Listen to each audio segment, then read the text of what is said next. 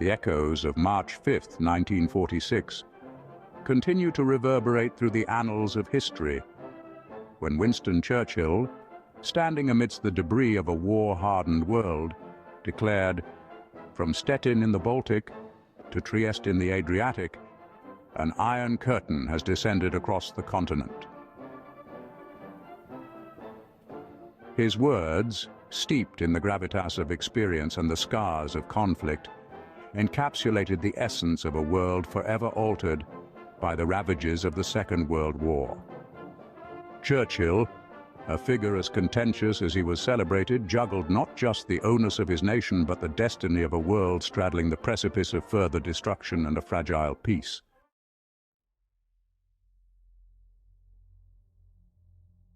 Winston Churchill's emergence as Britain's wartime leader was neither straightforward nor serendipitous. It was the culmination of a complex pre-war scenario characterized by myopic appeasements and escalating threats. As Europe tiptoed around Hitler's expansionist agenda, Churchill, with his characteristic foresight, voiced vehement opposition against the underestimation of Nazi ambitions.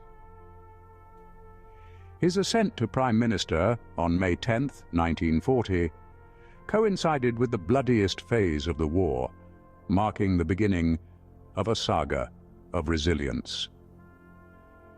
Churchill's leadership was not merely a role assigned by political fate, but a testament to his profound connection with the pulse of British resistance and moral fortitude. His speeches, fiery and imbued with undying hope, steeled the British public against the onslaught they faced. The battle was not only fought over land and skies, but also over the airwaves, where Churchill's words rallied a nation. From the dark days following Dunkirk to the relentless Blitz, Churchill's presence at the helm steadied the British resolve. His policies and military strategies were debated and despised in equal measure, yet his unwavering commitment to victory set the course for the eventual Allied success.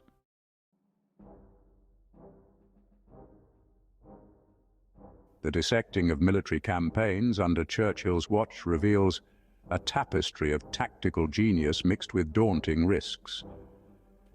The early years saw disasters that could have spelled an untimely end for Britain, had it not been for strategic pivots, such as the reinforcement of the Middle East and the strengthening of British India to ward off Japanese advances. A pivotal moment arrived with the Battle of Britain, where the Royal Air Force's valorous confrontation with the German Luftwaffe forestalled Hitler's plans of invasion. Churchill's speech, "Never in the field of human conflict was so much owed by so many to so few," was not only a tribute to the RAF pilots, but also a masterstroke in boosting morale at a critical juncture.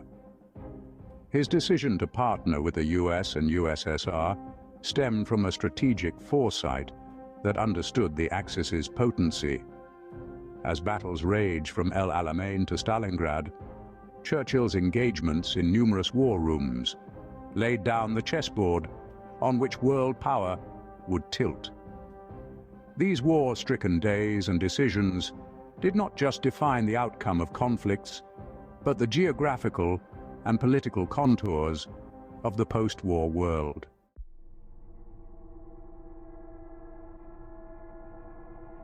Navigating the alliances with figures like Roosevelt and Stalin was a diplomatic high-wire act that presented as much a psychological challenge as a political one.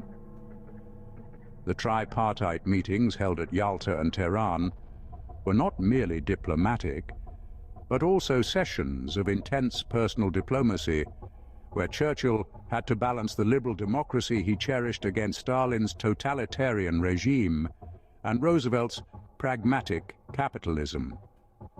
The dynamics of these relationships were complex, fraught with undercurrents of mistrust, but united by a common enemy. After the war, Churchill's fears regarding Soviet intentions crystallized into the forewarning of the Iron Curtain, a prescient commentary on the Cold War divide that followed. His acumen in fostering these alliances whilst guarding British interests showcased a sagacity that was uniquely Churchillian. Mutual respect and lingering suspicions coalesced as these leaders shaped the war and post-war world. Insights gained and compromises made during these interactions heavily influenced subsequent global politics, embedding lessons in the annals of diplomatic history.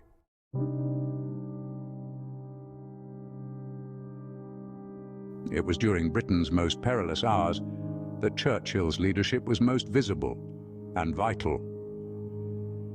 His resolve during the Blitz, characterized by his frequent visits to bomb sites and his presence among the ruins, painted a picture of shared fate and unyielding bravery.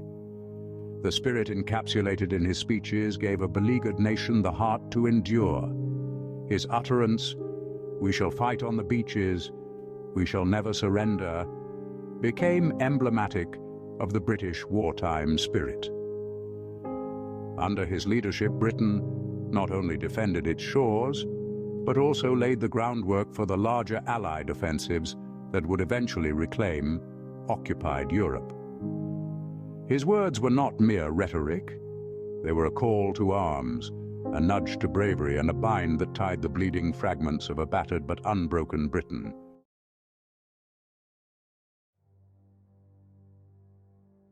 The end of the war did not signify an end to Churchill's visions. He was prescient about both the role Britain would play in a post-war world and the geopolitical shifts that would emerge. The reconstruction of war-torn Europe, through initiatives like the Marshall Plan, which he supported, was monitored with an eye that sought to prevent future conflicts. His post-war speeches, including the famous Iron Curtain speech, underscored an acute awareness of the emerging bipolar world order. While he may not have held the prime ministerial power post-war, his contributions and insights continued to influence Western political strategies and the shaping of NATO. The laborious efforts of rebuilding not only the infrastructure but also the political landscape of Europe carried the indelible imprint of Churchill's strategic post-war views.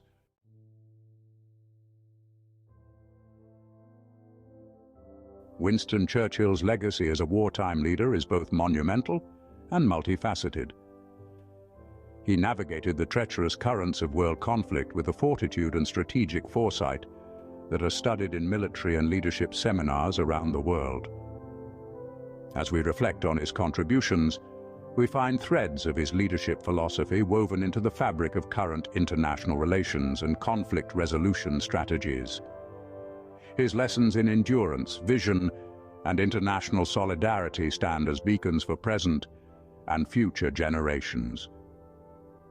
Whether it was his steeliness in the face of adversity, his eloquence in rallying a nation, or his sagacity in international diplomacy, Churchill's life and work offer invaluable insights into the art of leadership and the complex choreography of world politics. Through this exploration of Churchill's journey during the Second World War, we gain not only a deeper understanding of the historical events, but also of the man whose decisions shaped much of our contemporary world. As Churchill himself might concur, the price of greatness is responsibility, and through his actions, he bore the weight of this maxim unflinchingly.